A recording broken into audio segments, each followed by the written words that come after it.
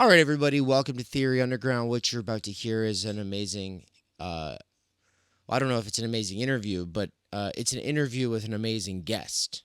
And his name is Matt McManus.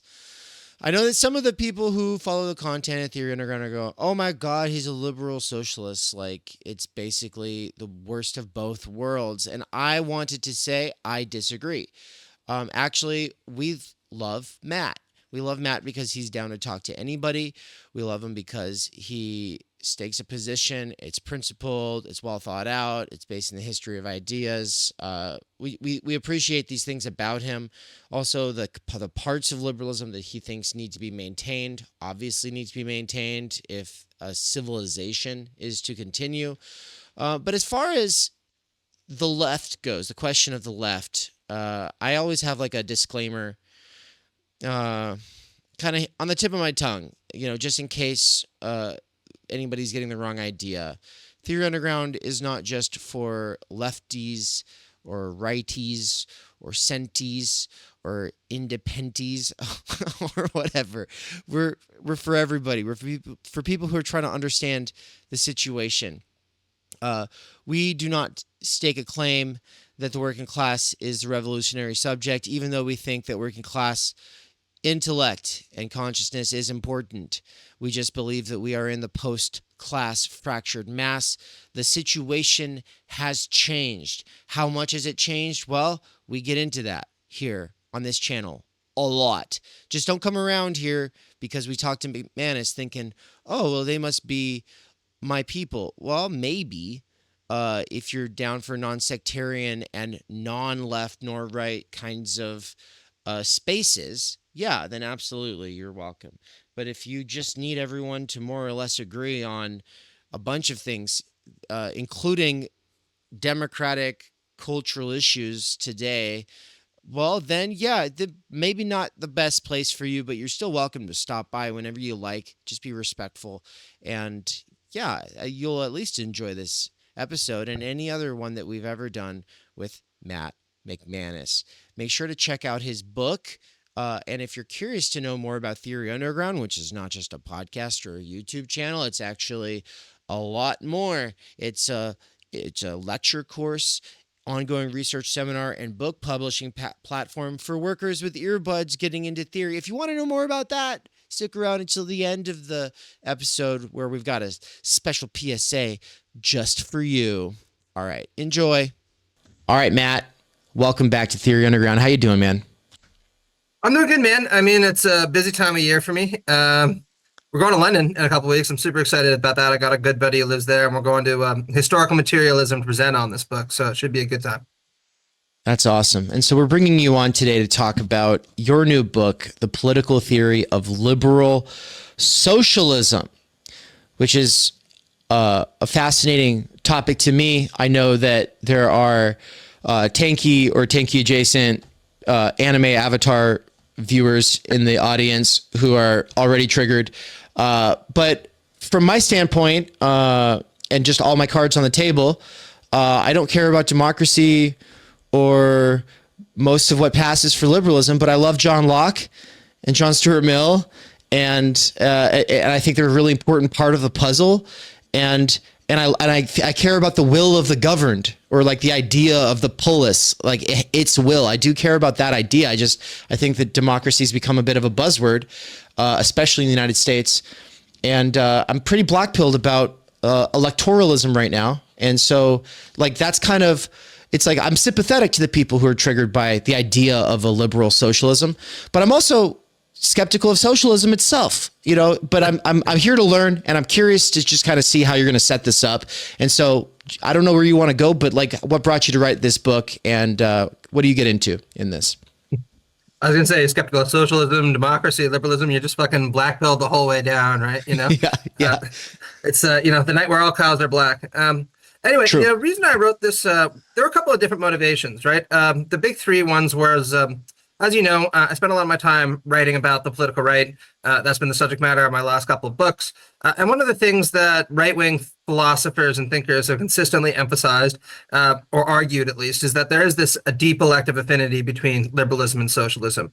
Now, there's really crude and dumb versions of this, the kind of Marjorie Taylor Greene approach to things that basically says anyone to the right of Ronald Reagan is a liberal commie Marxist, postmodern, socialist, whatever they want to call it, right? So that's not what I'm referring to. I'm referring instead to people like Heidegger or Nietzsche, a lot of these figures who I read who always stressed that there's a deep kind of metaphysical alignment between the ambitions of liberalism and the ambitions of socialism, because they're both Enlightenment, humanist, egalitarian doctrines, right? And I took a lot of that fairly seriously, even though I rejected, obviously, a lot of what these thinkers had to say about other issues. The second big motivation behind this was I spent a lot of time talking to leftists over the last couple of years about liberalism, and a lot of people understandably were very critical and very skeptical of it, and I don't want to brush those concerns aside. We'll probably talk a fair bit about them. But when I would ask them things like, look, do you really care about things like freedom of expression? Do you think that people should be able to practice their religion without intrusion? Do you think that people should be entitled to political assembly, especially the working class, et cetera, et cetera, et cetera? And almost invariably, people would say, yeah, of course we trust those things. And of course we think that those are important to uphold. If anything, they would usually say, the problem is that normie libs aren't actually very good at defending those basic liberal principles. So my goal was to kind of make that explicit through this book to a certain extent, and try to explain why it is that a lot of leftists are attracted to certain kinds of liberal principles, but not necessarily very confident that those principles are safe in the hands of normie liberals, let alone neoliberals. And then I guess the last thing that inspired me was just purely intellectual concerns, right? So I spent a lot of time reading people like Marx, reading people like Rawls, reading people like C.B. Macpherson, who was a big influence on the book. And I just kind of wanted to put this all together in the way that it ended up in the text. Beautiful. Nance, I didn't really give you a chance to kind of say where you're coming from with all of this, and I kind of want to elaborate on where I'm coming. I allow you to differentiate yourself here real quick. Yeah, I think there's a huge part of me that I hope never goes away that like fiercely champions this idealistic, emancipatory spirit. But it's become harder and harder to like make that intelligible. And I've run the spectrum from like fervent anarchist to whatever black pilled kind of just burnt out, whatever the hell it is I am now. And I do find myself asking questions like, well, does it matter if people are allowed to say things if they don't really have anything to say? And of course, when I find myself asking that question, it makes me uncomfortable because I'm like, yeah, it does matter. Like we do have the dignity of life. That is something that should be honored and protected. But I guess I find myself in this position where I just don't see any way to like actualize it in the world. And it's hard to think about. And so I am more comfortable retreating into, dusty old books and, big ideas and these things. But it is important because I do feel like we are sliding down the very slippery slope into something horrible for all of us. So I think anyone who can kind of approach this with like clarity and rationality, but maintain these kind of commitments to ultimately emancipation, because as you said, I think everybody can agree on this idea of emancipation. It's just like, well, how do we articulate that? How do we, actualize it? We go to wars over these questions. So I don't know. Hey, look, I want to say I can appreciate those sentiments, right? Let's go flashback to 2016, right? And 2017. So Donald Trump got elected. The Brexit vote happened, although I have a few more complicated feelings about that. I finished my PhD, didn't end up getting a job, so I was working as a landscaper and working as a cashier at a bookstore.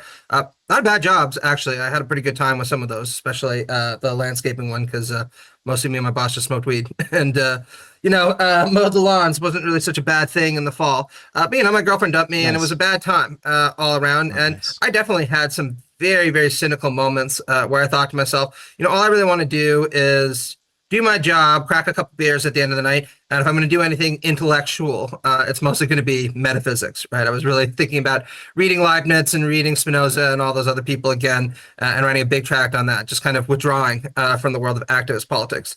But what I decided was that given the kind of dark things that are emerging in the world right now from the far right, it would be an irresponsible thing to do. So I ended up writing a book on postmodern conservatism instead, and have spent years and years railing against all that stuff. So believe me, I hear you, right? Life can get really shitty sometimes, and who wants to have to deal with politics when life is that shitty, right? I just think that the way I try to deal with those kinds of feelings is by thinking about that Beckett quote. You know what does he say? Fail, fail again, fail better. That's always been my mantra on these things, at least since then. So I want to bring up the idea of democracy versus maybe what you mean by liberalism, and kind of like, let's separate them. Like, could you have a non-democratic liberal order? Yeah, you absolutely can, right? I mean, the alignment between liberalism and democracy is quite complicated, right? Now, most scholars, and I'd fall into this, would stress that there's an elective affinity between liberalism and at least a kind of democracy, right? Because all liberals going all the way back to Locke have at least argued that narrow forms of political participation are a requisite to have a legitimate society. And of course, more contemporary liberals would argue that mass or even universal participation, at least by citizens of a state, is a requisite for political legitimacy, right? Now, what kind of democracy they argue for, if they even argued for a democracy before at all, is extremely varied, right? Locke, for example, argues for the importance of political participation, but that doesn't necessarily mean he thinks that everyone should have a right to vote. And it's pretty clear historically that he thought that the people who should be more active in participating in politics would be the very rich in the United Kingdom circa the 17th century. And obviously all liberal socialists would reject that. But moving forward to people like, say, John Rawls, who's a big focus on my book. John Rawls is much more clearly a left liberal, identified with liberal socialism or property-owning democracy. He kind of went back and forth between the two. And he says the big problem, even with welfare state systems, is that they allowed too many inequalities of wealth and power. And the power point was important because he points out that if you have a society that's characterized by extremely high levels of economic inequality, that means people are not going to get fair value from their political liberties, because obviously the rich will use their economic power to accumulate political power at the expense of ordinary citizens. So it's a very complicated theoretical and practical debate. I just want to make clear in my book that the kind of liberalism that I am arguing for, or retrieving is probably a better word, is one that is extremely democratic, indeed so democratic that it endorses the extension of liberal democratic principles into the workplace to try to establish workplace democracy. Right. Right. And that's where the liberalism becomes socialism for you. Yeah, absolutely. Right. So my argument goes back to people like John Stuart Mill, for example. Right. So John Stuart Mill, a lot of people read him in undergrad, and typically you're assigned his classic text on liberty. Right. It's kind of a great tool to sharpen your thinking about things like freedom of expression, freedom of speech, all that kind of stuff. Right. But a lot of people don't know that Mill himself identified as a socialist by the time he had hit middle-aged or so. And actually, he was quite positive about socialism. He used to say that in his earlier days, his immature youth, he hadn't seen further than the parameters of classical political economy. And under the influence of people like the Saint-Simonians, the International Working Men's Association, and his wife, it's important to note, he gradually came to the conclusion that it was actually socialists who were, and I quote, the more far-sighted successors of liberalism. And the reason he thought that socialists were the more far-sighted successors of liberalism was because socialists recognized that it was important to extend liberal insights about non-domination, equality, and of course, liberty into the economy and into the workplace. So he points out that in a lot of cases, capitalists don't really contribute all that much to the functioning of the workplace, yet they get to act like manor lords whenever they enter into their office. And Mill didn't want to stand for that. So in latest edition of the Principles of Political Economy and his text on socialism, he endorses the idea of workers coming to manage their firms directly. He thinks that'll be more efficient. He thinks that'll be more beneficial to the workers economically. And he also thinks it will morally uplift them, because he points out that if you have a say in how your workplace is done, it's kind of like being a citizen, right? You take an interest in the affairs of others. You don't just cash your paycheck and go home, right? There are a lot of good reasons, I think, to get behind something like this Millsian program, this extension of liberal principles into the workplace. And there are a lot of important liberal socialist and aligned thinkers that have been making arguments in this vein contemporaneously. And we can talk about them a little bit later. I just want to be clear that Mill has pretty significant problems with this system also. His endorsement of imperialism is unforgivable, right? But, part of the goal of my book was just to show that this strain of liberal socialist thinking and this emphasis on workplace democracy goes way back. Do you believe that a liberal democracy is possible without imperialism? I do. Yeah. I mean, look, and does that question as a question, like, maybe could we spend a second with it first? Like, what, because it seems to me like we've never seen liberal democracy in any significant sense outside of the context of imperialism, right? So I mean, it does seem like this, anything you have to say here, the burden of proof is going to be kind of like, to me, it just seems like, well, like it's going to be something based in reason, but it doesn't necessarily have any evidence in reality, right? Like there's always an imperial order, and liberal democracy comes as a response within an imperial core as a way of like, hey, how do we arrange the chairs on this Titanic, right? So with that said, okay, let's go. Yeah, absolutely. So one of the things that I point out in my book is that liberal socialist theory has always failed to take this question sufficiently seriously, right? Even liberal socialist thinkers who were adamantly anti-imperialist, people like, say, Rawls, for example, or Axel Honneth, don't take it really all that seriously. And my argument is that the reason that this is a serious deficiency in the tradition, with one exception that I'll get into in a second, is that most liberal socialists tend to engage in what is called sometimes ideal theory, right? Designing or envisioning alternative ways of organizing real existing liberal democracies to move them in a socialist direction. Now, I think that that's a fine project, right? But the problem with ideal theory is that you become disconnected from the real world operations of power and an understanding of capitalism as a global system of domination that requires various forms of imperialism to instantiate. Now, I mentioned that there was an exception to this, and the exception is the black radical liberal, self-described Charles Mills, right? So Charles Mills, talk about him in a chapter near the end of the book.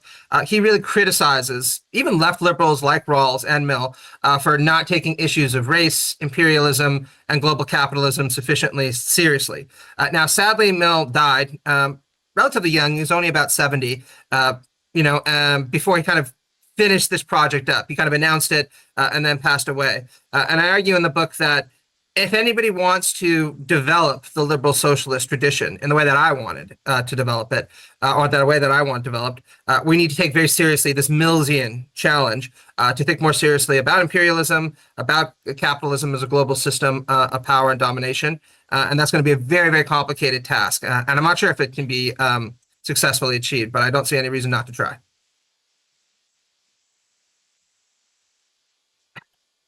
I didn't realize that was going to end so quickly. So I'm just running downstairs to grab some more coffee. But okay, I want Nance to be able to take the steering wheel here.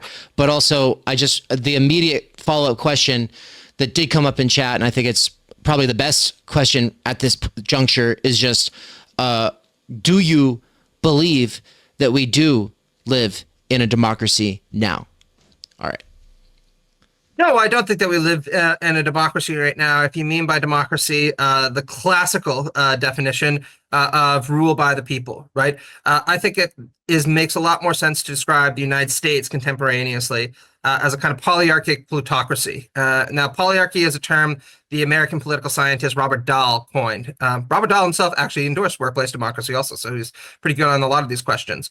So polyarchy means that power is divided into different sites across society. And I want to be clear that there are some good arguments for polyarchy in certain circumstances, right? So Dahl points out that it's usually a good idea to divide state power up in certain ways to avoid it becoming concentrated in the hands of one sector of government or one branch of government or another, right? The problem I have, of course, is with the plutocratic dimension to this. So study after study has shown that powerful elites, particularly under neoliberal systems, wield an enormously outsized influence on American policy and indeed global policy. So just to give two quick examples of this, Martin Gilens and Eatwell, in their study on global populism, conservative social scientists, pointed out that one of the big reasons why people vote for populists like Trump or vote for the Brexit referendum is because they feel that governing powers and ruling elites don't have their interests at heart, and ultimately they're more beholden to big money. So it's this perception of plutocratic rule that leads them to gravitate towards right-wing populism. And sadly, Martin Gilens, an important American political scientist, and Thomas Piketty and a lot of others have pointed out that these perceptions are grounded in reality, right? It is actually the case that very rich people have an enormously outsized influence on American policy. So in his classic book, Affluence and Influence, Gilens, marshaling just an enormous amount of empirical data, pointed out that ordinary citizens in the United States have almost no say in how the government is run, let alone what policy outcomes are going to be achieved.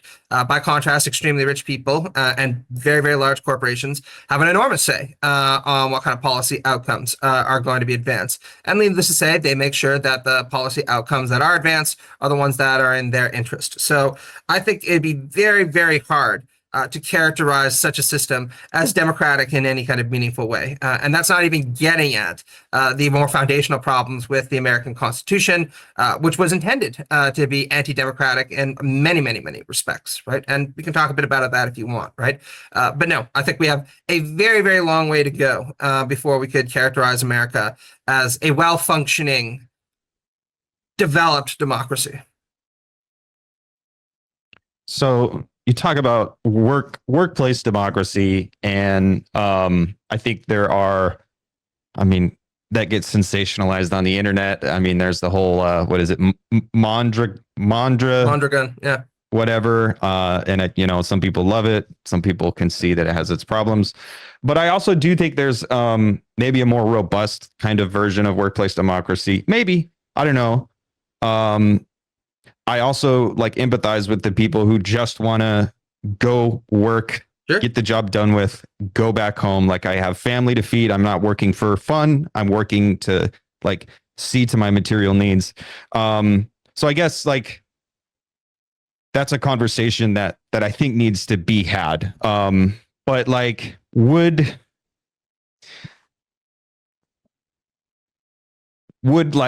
a spreading of more democracy, would that be a bottom up thing? Would we first implement democracy in the workplace and then it would spread kind of bottom up from there? Or would it be a top down type thing? Yeah, we can do a bit of both, right? I'm enough of a materialist to say that you don't want to design a blueprint so exactly that you kind of have to follow the formula. And if you don't follow the formula, you kind of cry foul and say that this isn't my vision, right? You exploit the kind of opportunities that exist in your society at any given point to achieve the reforms or even the radical transformations that are available to you at any given historical juncture, right? Now, in terms of the arguments for workplace democracy and why it's become popular again, I actually think that we're kind of, if not in a golden era, at least in a better position than we were in before. So I'll just talk about Elizabeth Anderson, right, who was a big influence on this book. So Elizabeth Anderson, shameless plug, is at the University of Michigan, right? Probably one of the best political theorists working today. And she wrote a very good book called Private Government that I recommend everybody reads. If not for no other reason than the fact that there are a few libertarian responders to her text in the text itself, and they go fucking nuts at her argument. So that's a lot of fun to see. Always nice to see some of the right libertarians get frustrated. But anyway, so Anderson's argument is, look, If you were to tell the average American, look, the government is from now on going to tell you what you're going to wear, what you're going to post on the internet, when you're going to wake up, when you can go to the bathroom, and a whole bunch of other things to boot, there would be a fucking revolution day one, right? You know, all those people who are anti-vax would be marching on Washington saying, don't tread on me, et cetera, et cetera, et cetera. And Anderson says, that's all good, right? We don't want the government doing that for pretty obvious reasons. And yet Americans are willing to tolerate these kinds of things every single fucking day from their boss, right? And they don't really have much of a choice in the subject matter because, yeah, you might be able to leave working at Walmart to work at Amazon in the same way you might be able to migrate from the United States to go to Canada, wherever it happens to be. But you're probably going to find the same kinds of conditions absolutely everywhere, unless you are so rich that you don't need to work in those kinds of settings any longer, right?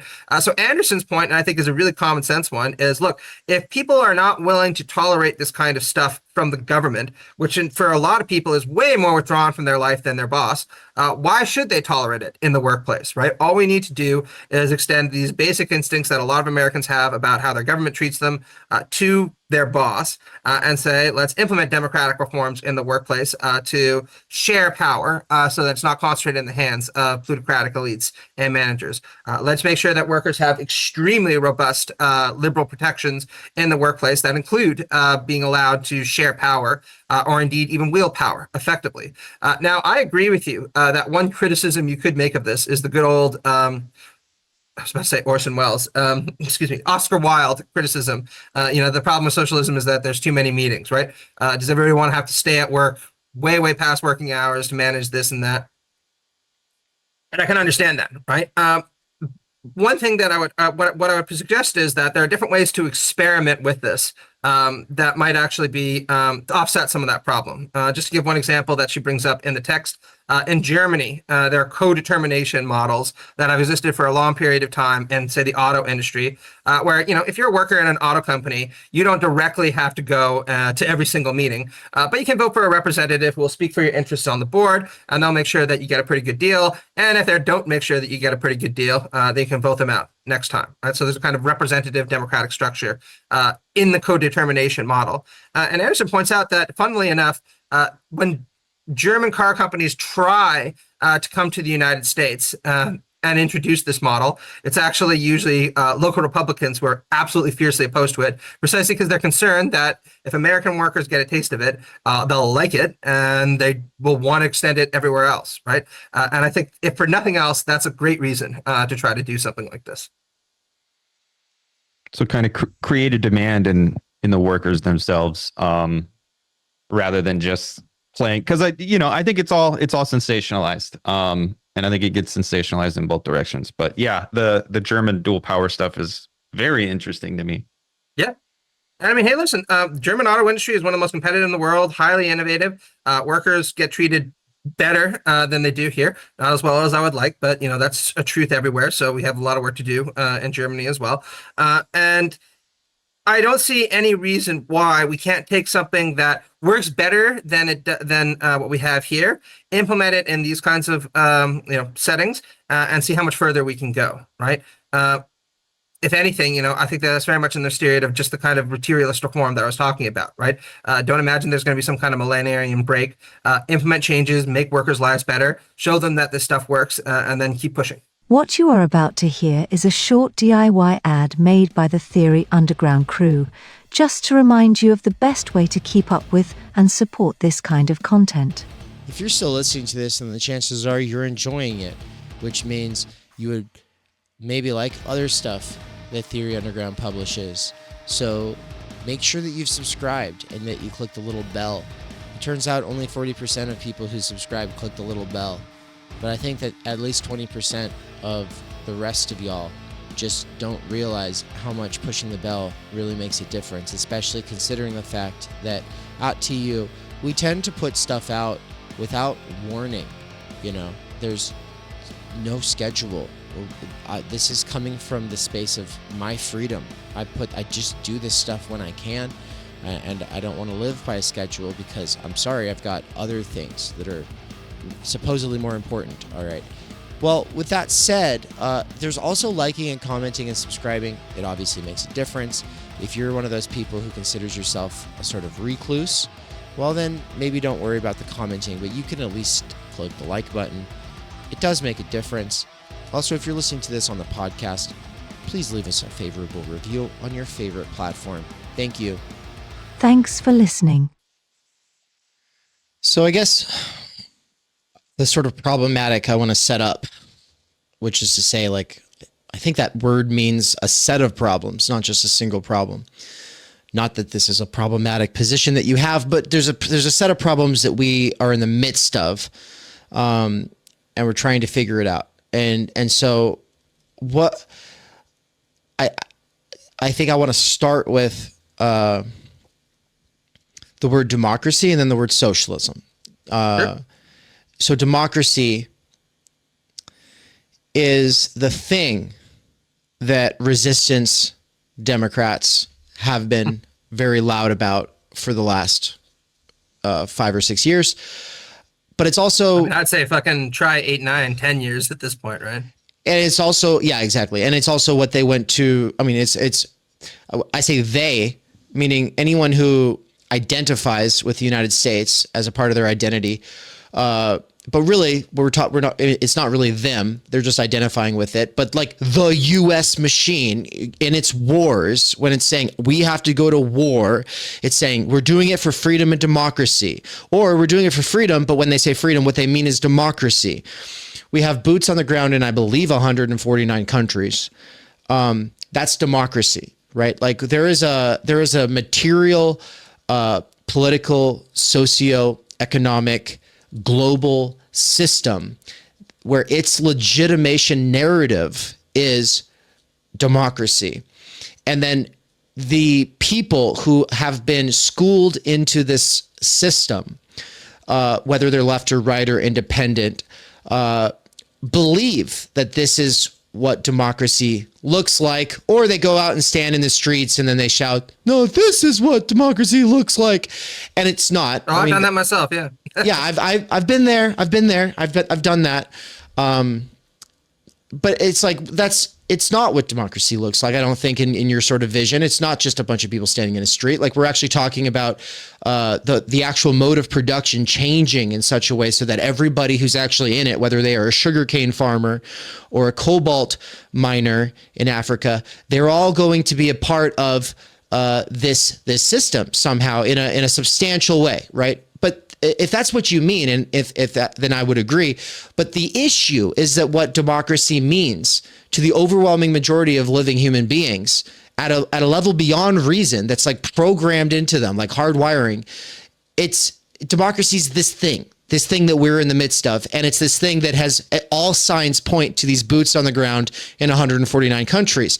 So like the anti-imperialists who hate us, do they just think we don't go hard enough against this stuff? Well, we're just too black-pilled on it. Like we don't really, you don't like it, so you're going to say you don't like it?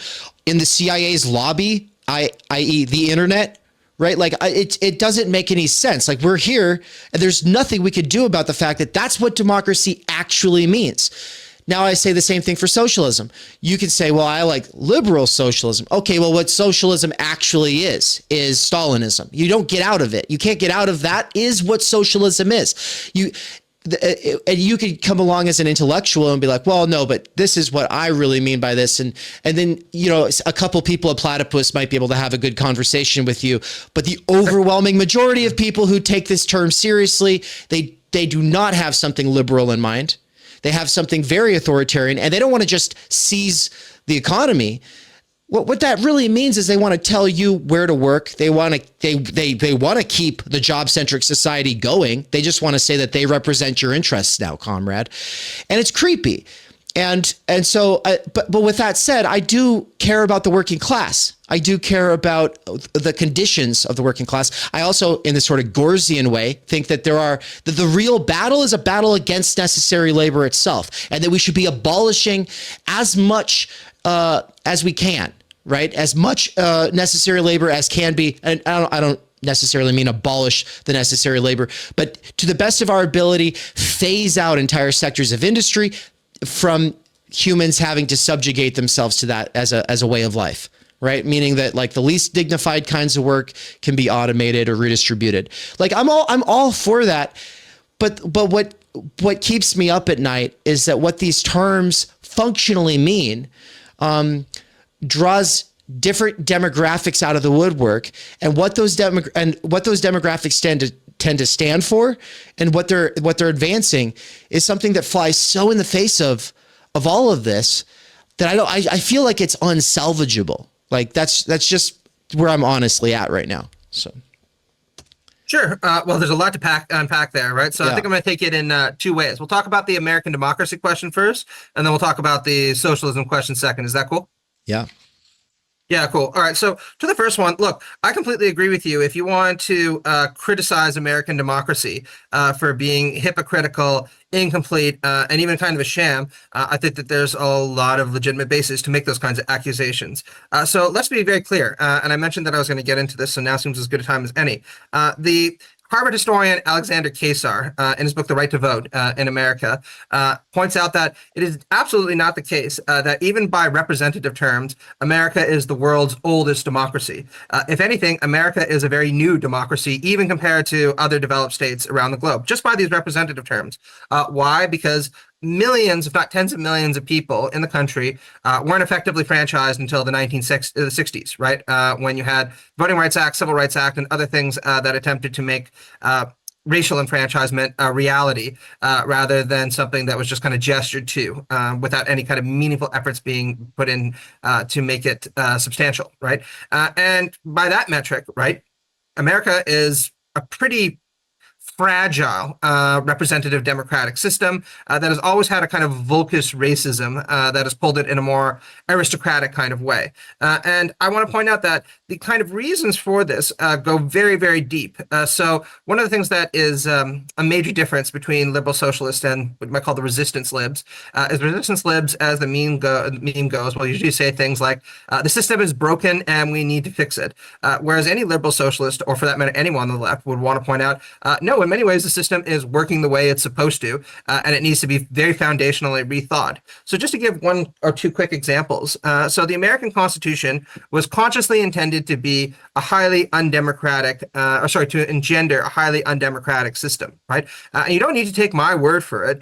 Just go read James Madison in Federalist 10. Madison is one of, if not the chief architect of the Constitution. In Federalist 10, he actually sounds an awful lot like a Marxist who thinks that the ruling class should win.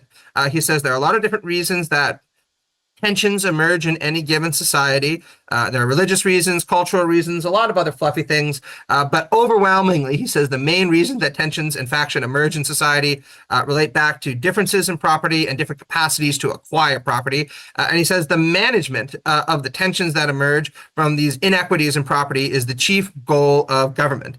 And then he goes on to say that we need to be very cautious about establishing a purely democratic society in any kind of meaningful way, because these kinds of societies have been scenes of mischief from the very beginning. And worse still, of course, they almost always pose a threat to property. Right. And so when you end up with a constitution where power is very clearly hemorrhaged in the hands of unrepresentative institutions like the Senate or like the Supreme Court, or conservative states are given enormous more power than more liberal states, that is not an accident, right? That was all by design, and it was intended to kind of offset the potential power that Madison and others thought the masses might gain if America was a too democratic society, right? So if you want to change things and you want America to be a better country, then it's going to mean breaking from a lot of the kinds of constitutional hagiographies that Americans have been taught for a very long time. And I think we're making some progress on that, right? There's a really good new book that came out recently called The Constitutional Bind, where the author talks about creedal constitutionalism and the way it's imparted to a lot of American students and how we need to undo that and recognize that, bluntly, there's a reason that very few countries want to copy the American Constitution. Not something that a lot of people know. In the 1980s, the Americans tried to make a pitch to other countries, other emerging democracies, for the adoption of their Constitution. And most people's response was, absolutely not. We want that thing, right? It's kind of like offering us a big steaming bushfire, right? And most people decided to emulate the West German Constitution or the Canadian Constitution instead, precisely because they are more democratic, offer more rights, and are more concerned with economic inequality than the American Constitution is. So that's just on that point, right? As to the socialism point, look, I think that that's a very serious thing that people need to talk about. And one of the problems I have with a lot of people on the online left is precisely that we tend to make apologias for the Soviet system, the Maoist system, for what's going on in Venezuela right now. And sometimes, to be clear, people make historically accurate claims in these kinds of debates, right? Pointing out things like, for instance, the Soviet Union was primarily responsible for defeating the Nazis. Absolutely, right? Or pointing out things like how Chavez was in many ways shafted by the Americans who wanted to do everything they could to disrupt Venezuelan socialism before it could get off the ground. Absolutely. Okay. But there is no denying that in every single one of these societies, you saw an authoritarian regime established that was extraordinarily brutal towards its own citizens. Right. And that was economically a failure. Right. So arguing kind of nebbish historical points. I feel like that's one of their biggest sort of supporting arguments, though, is that economically it was a raging success. Like they'll always say with Mao's Cultural Revolution, famines were common prior to the Cultural Revolution, and then they'll always say with like Soviet Russia, you know, like, okay, yeah, you could point out the ways that they failed, but they also advanced like 150 years in a very short amount of time. And to me, I'm always just like, yeah, but like at what cost? You know, yeah, my response to that is always if a British imperialist were to come to you and say, yeah, the Great Bengal famine was really bad, 4 million people died, but think of all the good things that British imperialism did for India, the establishment of law and order, the establishment of an effective bureaucracy, the importation of these kind of democratic norms, isn't it all worth it? Any fucking leftist worth their salt would be like, shut the fuck up. Don't you dare defend imperialism to me. And there's no exonerating that kind of tragedy by pointing out that the India's got a nice bureaucracy. And I think the exact same thing applies in the Soviet and Maoist context, right? Without a doubt, right? I'm very happy that the Soviet Union industrialized so that millions of Soviets could advance into Berlin and destroy the Nazi regime that existed there. All power to them, right? I'm also very appreciative of the fact that Chiang Kai-shek and the nationalists were themselves a brutal authoritarian regime that was governing large parts of China at the time, had an awful lot of sympathy for some of the worst elements of the world, and they were not somebody that I would back if I had the opportunity. But that doesn't exonerate Maoists or Stalinists for the bad things that they did. And I don't think that there's any reasonable person, if they take the kind of contrast I made seriously, they could kind of come away with that conclusion. But just to kind of segue into the point about socialism, I appreciate that for a lot of Americans, there's this kind of instinctive association of socialism with command economies and authoritarian systems of government. But that's just not true for a lot of people around the globe, right? Just to give my example from my own experience, I'll talk about two countries, right? If you were to go to Mexico, where I lived for a long time, socialism is very identified with anti-American imperialism, with the nationalization of industries like Pemex, with all the some problems associated with that, or more recently, of course, with the kind of policies instituted by Morena that have provably been shown to help the poor. Or take Canada, right? In Canada, socialism and social democracy are associated with things like the New Democratic Party, Ed Broadbent, and it's actually very notable that Canadians, when they voted in the early 2000s about who the greatest Canadian was, chose a socialist, right? Tommy Douglas, who instituted universal healthcare in Saskatchewan, and later on it spread across the entire country, right? So there's a very different understanding of socialism and a much more prestigious understanding of socialism, even in neighboring countries to the United States. So I think we need to be very cautious about universalizing Americans' wariness of this term and applying that everyone around the globe feels the same way. So just to kind of wrap up with that point, the kind of model of socialism that I'm proposing would build very heavily on what has worked before. In particular, I usually point to things like the Nordic models, social democracies, not as ideal types that we should emulate, without any kind of changes, but as useful sites of learning for the kind of changes that we could implement here. Now, I'm aware that there are some people who will say, well, the Nordic model is not necessarily real socialism. But I'm with Scott Sahan in his book, Socialism, A Logical Introduction, where he points out that socialism, like capitalism, aren't ideal types. Right? There's no such thing as pure socialism any more than there's such a thing as pure capitalism. Right? There are gradations, and it's very clear that the Nordic models are closer to socialism, certainly than we are. Right? And they have enjoyed the highest quality of life now for decade after decade after decade. Right? And there are reasons for that. High levels of unionization, as high as 70, 80% in some contexts. A very robust welfare state that provisions things like cradle-to-grave security for all their members, highly egalitarian policies with regards to things like women's rights, a better environmental record that we have, and it's most notable, more political democracy than you see in the United States. Just to give one example that I'm quite positive of, Denmark has recently experimented with what they call the Citizenship Initiative, where citizens are actually allowed to go on a website and propose policy that could potentially be taken up in the national legislature, right? All of these things, I think, are positive policies that we could implement in the United States and that build upon what has been proven to work. And bluntly, I think that it's just common sense to want to emulate something that has proven a success. And to invoke Jordan Peterson, of all people, I don't know how much longer we need to run the experiment about what kind of society works best when this has been going strong for 100 years now. They're about as stable as they can possibly be. And why would you not want to emulate the best? I mean, yeah, I guess it's with Canada and Mexico, especially, but also to some degree with like Finland or any Nordic country. Well, there's two very big differences here. Like when we're talking about rich countries, when we're talking about poor countries, but when we're talking about ones that are literally adjacent to the United States, calling yourself socialist when you're living under the shadow and literal domination of the U.S., I mean, it's itself a rebellious thing to do. If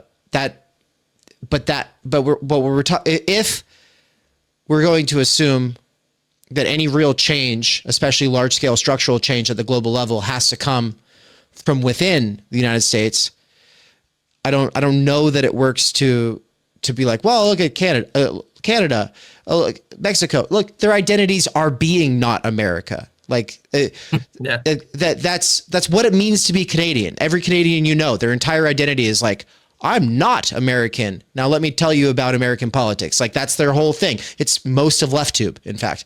And that's fine. That's fine.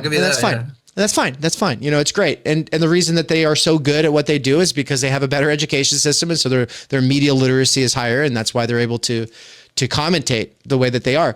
But, these Finnish, well, I just keep going to Finland because I've been there and I've got friends there. But any of these Nordic countries, and this is like very much like the emphasis that the meta-modernist people take. Oh, the Nordic model. I like the way you set it up. I feel like you set it up in a very strong way because you're saying it's not an ideal type, right? I think that's probably like the sort of key to open the way to what I'm about to say here. But I'm just saying, when you're an extremely wealthy country that presupposes this imperial model and not having actual power at the imperial level, like that power is supposedly concentrated in the United States. It's up for question whether it actually is concentrated in the United States or if that's just representative ideology making us feel like we're responsible for this thing. I don't know. But I just feel like we're talking about two countries whose identities are not being the U.S.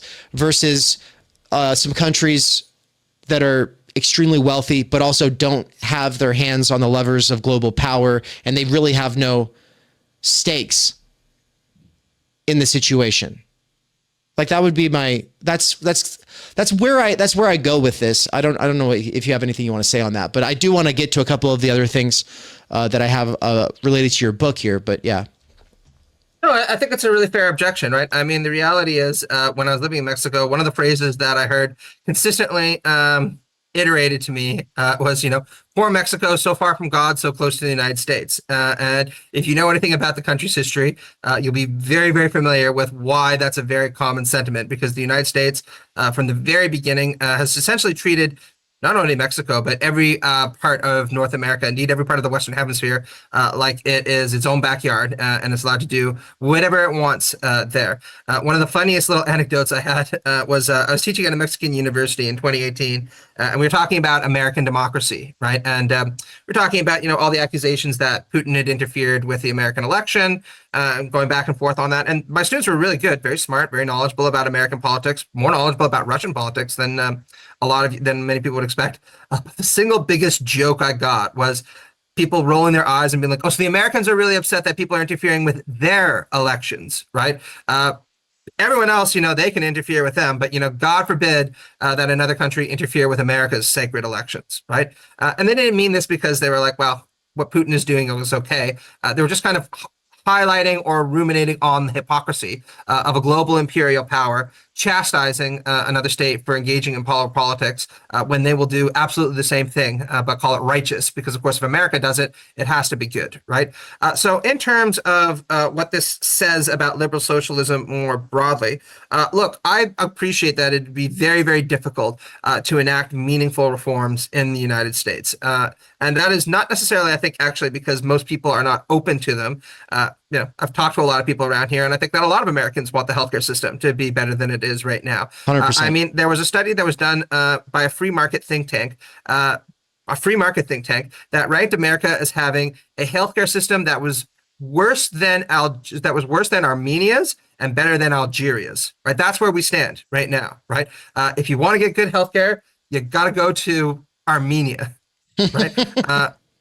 Yeah, and bluntly, the funny thing is Mexico is creeping up there, and so it's quite likely that for many people, Mexico will have a better healthcare system than the United States very recently. And having lived here for a few years, it does not surprise me at all, right? This system is the worst of all possible worlds. It's extremely expensive, extremely inefficient, and just crap from beginning to end. And if you've lived in any other country, including even Mexico, you'll probably think, there are things that they're doing better than we're doing here, and there's no reason for that, right? And a lot of Americans I talk to agree with about that. If you talk to a lot of Americans about things like income inequality, they might be deeply anxious. But if you talk about elite rule and whether elites have too much power in the country, there's a pretty broad consensus, even on the right now, that elites have way too much power in American society. So I think what you need to do is build upon those intimations and try to mobilize popular support for reform and transformation on that basis. I guess I can kind of end with this because I know we're running out of time, but one of the problems that I've always had with the way leftists argue for reform in their own countries is I think that one of the problems with the left being so disconnected from the working class right now is really people like myself, right? Intellectuals who form the kind of vanguard of thinking about how to enact change. And one of the problems, don't get me wrong, there's nothing wrong with intellectuals. I'm not going to shit on myself that hard, right? But I think one of the problems with what we do is if you spend a lot of time in intellectual and artistic circles, you're almost always inclined to saying things like, this is an ever more radical transformation, or my ideas have never been tried before, or my system is entirely new. It's sexy and it's exciting in that way. And those are the kinds of things that intellectuals and artists like, right? Newness, creativity, innovation, right? And I don't want to knock all those things either. There's a place for that, right? But the reality is, if you were to talk to a lot of working class people and say, do you want a revolution that's going to completely upend your society and change everything? Most of them, as you pointed out, would probably be like, what the fuck are you talking about? My life is hard enough already. You want me to risk everything on that? The reality is that from a kind of Gramscian perspective, the most dangerous ideology in any society is very often the society's own ideology, because at some point you can pressure elites and say, you claim to believe in these things, and yet you're not living up to them, right? And this is one of the arguments I make strategically for the usefulness of something like liberal socialism. Beyond the fact that I'm normatively and philosophically committed to it, I think being able to say things like America is a country that preaches the importance of democracy, preaches the importance of things like liberal rights, talks about how the state shouldn't be able to tell you when to go to the washroom, what you can wear, when you got to wake up, and yet allows bosses to do this all the time.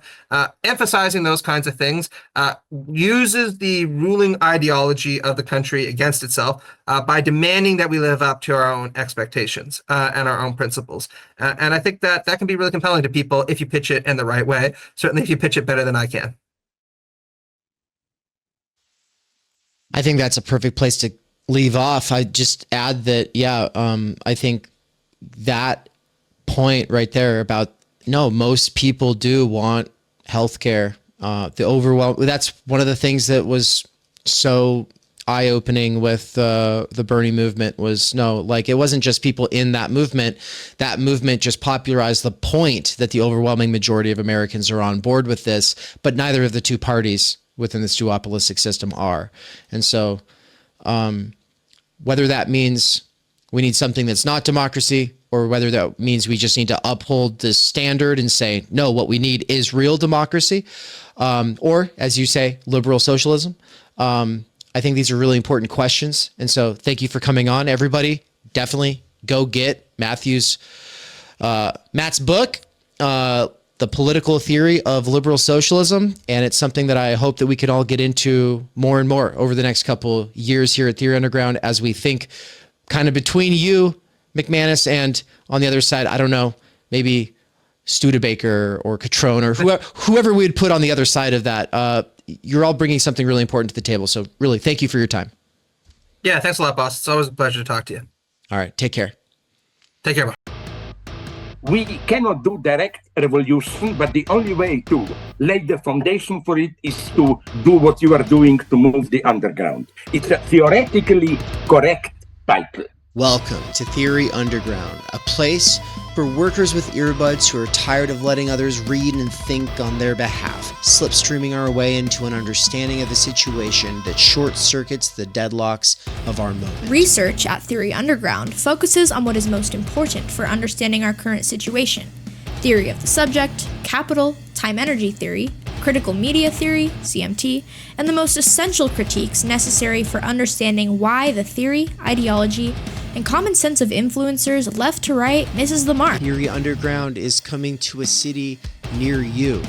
What that has meant in the last year is traveling across the United States, into Canada, and then all over Europe to promote our books, courses, and ideas related to time energy and underground theory.